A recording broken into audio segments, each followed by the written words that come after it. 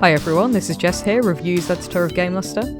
And after the overwhelming success of Baldur's Gate 3 last year and the recent announcement that there will be no more DLC or sequels, couldn't help but think that the fantasy epic is missing just one thing: a party crashing mission. They're bold, they're glamorous, and they're usually some of the most memorable missions in games. The routine is simple: someone or somewhere has something we need. Luckily there's a soiree of sorts taking place where we'll get that thing, either by physically breaking into the party or attending via invitation with an ulterior motive. Our characters will get dressed up in all their finery despite Geralt's protests about the itchy party clothes, and we usually have to suck up to the rich to get what they need. Here are the top 10 party crashing missions in gaming. Because when researching this list we quickly realised that the Hitman franchise has at least 3 party crashing missions per game, we have limited this list to 1 mission per series. We have also extended the definition of party to also refer to a banquet or wedding, but it still must be an event that we've either had to break into or receive an invitation for, but we attend with our own mission in mind. When Yuna is kidnapped and forced to marry Seymour Guardo, one of Final Fantasy X's antagonists, her guardians of course decide to crash the wedding in one of the most dramatic moments in the game.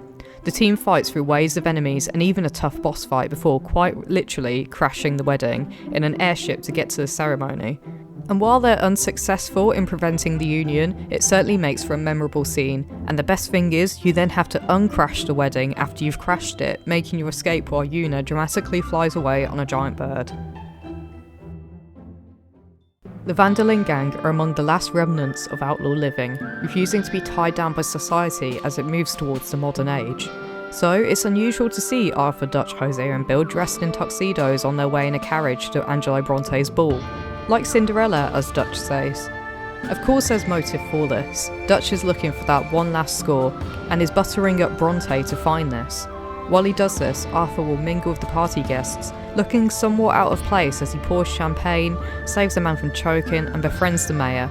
You wouldn't believe these were the same people shooting up Valentine just days ago.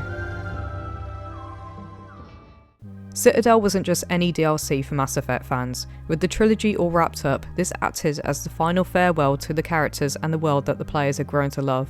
After a heavy, hard-hitting storyline, players relinquished the opportunity to have one last outing with the Normandy crew.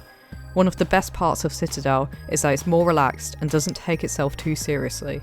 After Cat 6 attempts to assassinate Commander Shepard, they find out an arms dealer, Elijah Khan, is holding information on them and is now tucked away in his panic room. What? I said Citadel was more relaxed, not entirely relaxed. This is still a step down from saving Earth and other civilizations from Reaper invasions. Anyway, in the mission Silver Coast Casino Infiltration, Shepard and their party must crash a charity gala held by Khan at the Silver Coast Casino, and work with Brooks to take out security and confront Khan. Shepard can only take one other person who will blend in and distract the guards as they hack security locks and Brooke crawls through the vents. Because of this, there's a multitude of different conversations in this quest depending on your choice of companion, whether you're in an active relationship with them, and whether or not Shepard has healed their face scars during Mass Effect 2. It's full of plenty of silly moments as Shepard attempts to blend in with guests, and some interesting conversations. Wicked Eyes and Wicked Hearts is known to be one of the most difficult quests in Dragon Age Inquisition. When the Inquisition gets word of a forthcoming assassination attempt on Empress Selene, ruler of Orlais, while other political figures look to take her place, they must intervene, and plan to do so by attending a ball and getting the court on their side. The main goal of this quest is get as high a court approval rating as possible by completing as many tasks as you can before the quest ends. Wicked Eyes and Wicked Hearts not only requires thoroughly investigating the Winter Palace for objectives to pick up, but also choosing the correct dialogue options to gain the upper class's approval. The mission has multiple endings depending on your decisions and how many objectives you complete. Oh Geralt, what have you gotten yourself into this time? Well, in The Witcher 3's DLC Hearts of Stone, he's made a pact with the devil, otherwise known as Gauntro Dim. To release himself from this pact, he must close one of Dim's other agreements by granting Olgierd von Everec 3 wishes in exchange for his soul. Of course, since Olgierd must hand over his soul once the pact is fulfilled, he has no interest in making this easy for Geralt at all. One of Olgierd's wishes is that Geralt give his brother, Vladimir, the time of his life. This seems completely reasonable, sans one problem: Vladimir is dead. Of course, with the help of Shani, Geralt finds his way around this tricky little obstacle by summoning the ghost of Vladimir and allowing him to possess his body while he attends a wedding as Shani's +1. What makes Dead Man's Party so great is that it briefly takes the player away from the usual monster hunting antics of the Witcher series to give a dead man one last night of fun. As Vladimir, you will play party games and Gwent, search for a missing fire swallower, and dance with Shani. Plus, it's hilarious to hear Vladimir's flirtatious and melodramatic dialogue coming from Geralt's monotone voice. Oblivion actually has 2 party crashing quests. One has you set out to cause mischief to serve the Daedric Prince Sanguine by crashing a dinner party at Castle Leowyn and casting a spell to liven it up a bit. One that makes everyone naked. Yeah, of course we chose the other mission for this list, Whodunit, named after a subgenre of murder mystery stories and based on Agatha Christie's book And Then There Were None. But this mystery comes with a twist. We know exactly who done it, because we ourselves are the killer. When working for the Dark Brotherhood, we receive a contract from a client who has arranged a dinner party treasure hunt where guests are locked inside a house until they have located the treasure. How fun. Whodunit is a unique Dark Brotherhood quest in that we're not assassinating just one person. Every guest at the dinner party is a target, and we must kill them all one by one without the others knowing, until we are the last one standing. Here we experience And Then There Were None from the perspective of the killer, befriending each guest and turning them against each other until there are none left but ourselves. Similar to the Hitman franchise, the Dishonored series has plenty of missions where Corvo, Emily or Billy crash a party or an event. Maybe that's just the assassin's life. However, one in particular stood out to us. In our journey to hunt down those closest to the Lord Regent, we find out his strongest supporter is Lady Boyle. However, there are 3 women who go by that name, the wife of the late Lord Boyle and her sisters. Luckily for Corvo, the sisters are hosting a masquerade ball at the Boyle mansion, which Corvo must infiltrate, identify which Boyle sister is the correct target, and either kill her or subject her to a fate worse than death, depending on how Corvo is feeling that evening. As usual for a Dishonored mission, there are multiple ways to gain access to the Boyle mansion.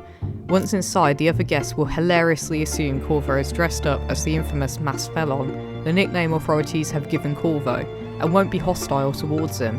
The best thing about Lady Boyle's last party is that the target is randomised each time the mission is played, so you must work out which sister is the correct one without the help of a guide. Or you can just kill all 3. Not only is Beyond the Beef one of our favourite party crashing quests, but it's one of our favourite quests in Fallout New Vegas. A Brahmin rancher has asked us to find his missing son, who was last known to be at the Ultralux Casino hotel run by the White Glove Society. Upon investigating the casino, we discover that these high society snobs were once a cannibal tribe. But they're totally not anymore, don't worry. What makes Beyond the Beef stand out on this list is that you're not a guest of the banquet the White Glove Society plans to hold, nor are you infiltrating the party itself. Instead, you're working behind the scenes to either expose the White Glove Society of their questionable diet, or help them find the next item on the menu.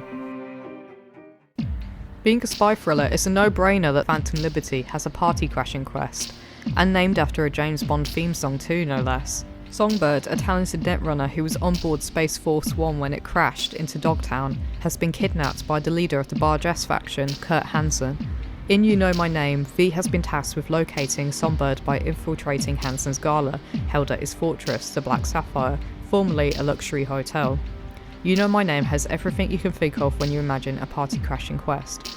V is doing some hardcore infiltration in this one, which involves scuba diving to the location, taking out the guards, and changing into our party clothes before sneaking in. From there on, you mingle with the high society, play roulette and locate your target, all in a day's work for V. When tracking down the Constant, second in command of Hitman 2's major antagonist organisation, Providence, 47 discovers he will be attending an annual Ark Society gathering at the Isle of Skye, where the wealthiest in the world plan to survive the end of the world. So cool. We love a good ultra-rich society gathering at GameLuster, and infiltrating them. And the Ark Society has the added dramatic flair of taking place in a medieval castle.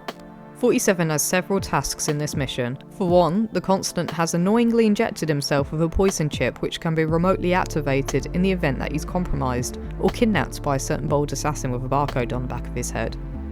Holding the 2 existing kill switches are twin sisters, Zoe and Sophia Washington, who are also overseeing the Ark Society gathering. 47 must assassinate the twins, safely acquire the kill switches, and, after activating them a few times and reloading saves, kidnap the Constant alive.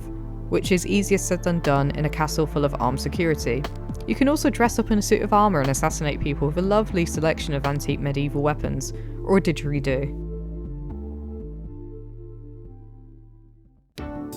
And that's it for our top 10 party crashing quests in video games. What are your favourites? Let us know in the comments.